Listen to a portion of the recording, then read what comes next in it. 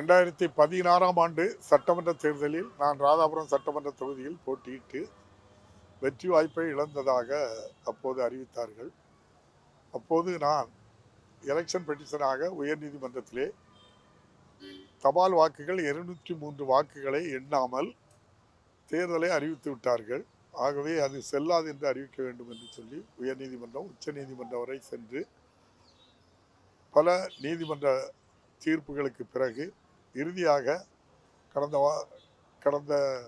2 வாரங்களுக்கு முன்னால் கடந்த மாதம் உச்சநீதிமன்ற தீர்ப்பின் அடிப்படையில் மாண்புமிகு நம்முடைய சென்னை உயர்நீதிமன்ற நீதியரசர் அவர்கள் நான் தபால் வாக்குகளை எண்ணாமல் இருந்த வாக்குகளை எண்ணுவதற்கு ஏற்கனவே அக்டோபர் மாதம் 2019ஆம் ஆண்டு 1ஆம் தேதி உத்தரவிட்டு அக்டோபர் மாதம் 4ஆம் தேதி 2019 அந்த வாக்குகள் எண்ணப்பட்டது.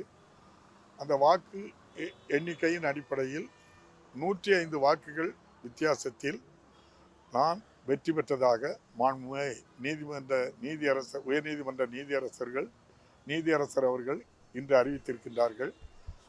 ஏற்கனவே தேர்ந்தெடுக்கப்பட்ட இன்பத்துறை அவர்கள் தேர்ந்தெடுக்கப்பட்டது செல்லாது என்று அறிவித்து நம்முடைய தலைமைச் செயலகம் உட்பட அனைத்து ஆவணங்களிலும் அவருடைய பெயரை நீக்கிவிட்டு 2016 முதல் 21 வரை உள்ள காலகட்டத்தில் அவர் பெயர் இருக்கின்ற இடங்களெல்லாம் அதை நீக்கிவிட்டு என்னுடைய பெயரை அப்பாவு பெயரை பொறிக்க வேண்டும் என்று சொல்லி நம்முடைய மாண்புமிகு நீதியரசர் அவர்கள் கூறியிருப்பது மிக்க மகிழ்ச்சியாக இருக்கின்றது. நீதி வென்றது.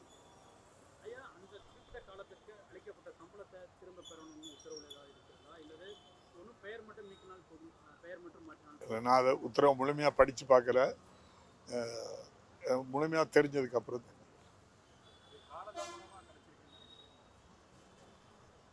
காலதாமதம் வந்தாலும் நீதி கிடைத்தது நன்றி, மகிழ்ச்சி. பயன் என்ன?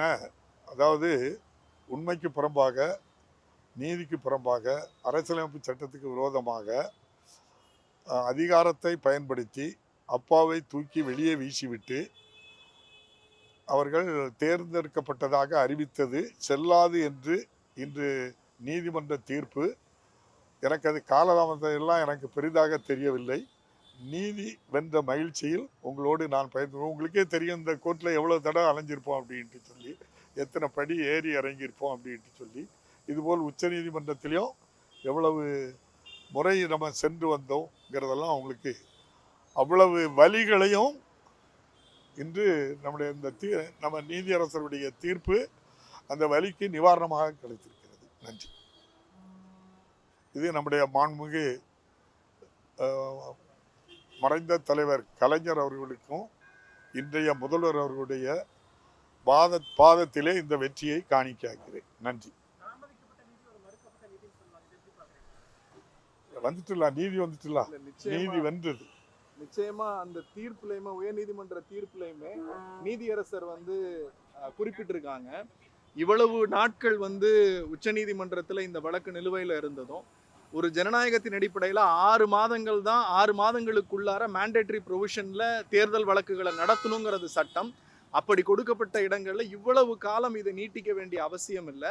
அதன் அடிப்படையில் ஒரு நடுநிலைப்பள்ளியினுடைய தலைமை ஆசிரியர் கெசட்டட் ஆஃபீஸர் தான், அவருடைய கையெழுத்து செல்லும்னு தீர்ப்பு கொடுத்ததற்கு பிறகும் கூட இவ்வளவு நாட்கள் இதை இழுத்திருக்க வேண்டிய அவசியம் இல்லை.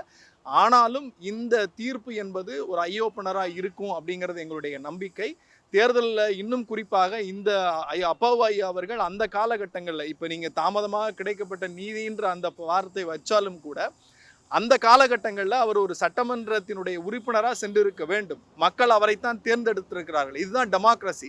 ஜனநாயகத்தின் அடிப்படையில் தேர்ந்தெடுக்கப்பட்ட நபரை அன்றைக்கு இருந்த ஆட்சியாளர்கள் அதிகாரத்தின் கை கொண்டு அவரை அடுக்கி ஒடுக்கி வெளியேற்றுகிற போது அந்த நீதியை கிட்டத்தட்ட ஒரு 10 ஆண்டு காலம் போராடி பெற்றிருக்கிறோம்.